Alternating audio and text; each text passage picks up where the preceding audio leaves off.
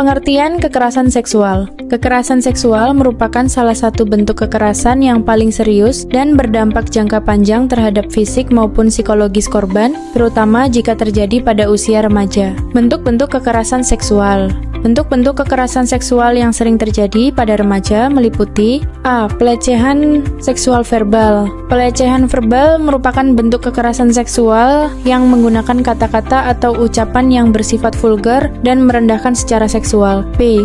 Pelecehan seksual nonverbal. Pelecehan nonverbal dilakukan tanpa kata-kata, melainkan melalui gestur atau tindakan yang bermuatan seksual. C. Sentuhan fisik yang tidak diinginkan. Bentuk ini termasuk 1. Meraba bagian tubuh korban tanpa persetujuan. 2. Memeluk atau mencium paksa. 3. Menyentuh organ intim korban. D. Pemaksaan hubungan seksual. Bentuk kekerasan seksual ini mencakup 1. Pemerkosaan, sexual assault. 2. Pemaksaan hubungan seksual dalam konteks pacaran dating violence. 3. Pemaksaan aktivitas seksual terhadap seseorang yang tidak mampu memberikan persetujuan, misalnya karena di bawah umur atau dalam kondisi tidak sadar. 3. Faktor-faktor penyebab kekerasan seksual. Faktor-faktor penyebab kekerasan seksual pada remaja meliputi 1. Faktor individu. 1.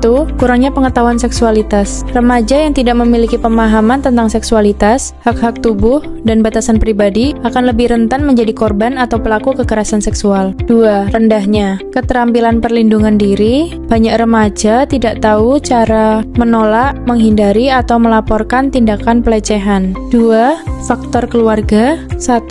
Kurangnya pengawasan orang tua. Orang tua yang terlalu sibuk atau kurang terlibat dalam kehidupan anak dapat menyebabkan remaja mencari perhatian di luar rumah, sehingga meningkatkan risiko pergaulan bebas. 2. Komunikasi yang tertutup.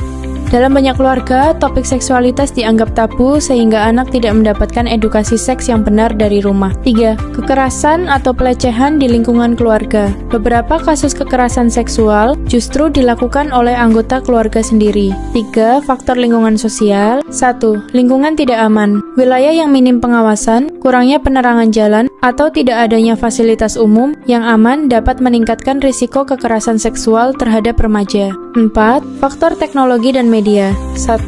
Paparan konten pornografi. Akses mudah terhadap konten pornografi dapat memicu perilaku seksual menyimpang atau agresif, terutama pada remaja laki-laki. 4. Dampak kekerasan seksual pada remaja.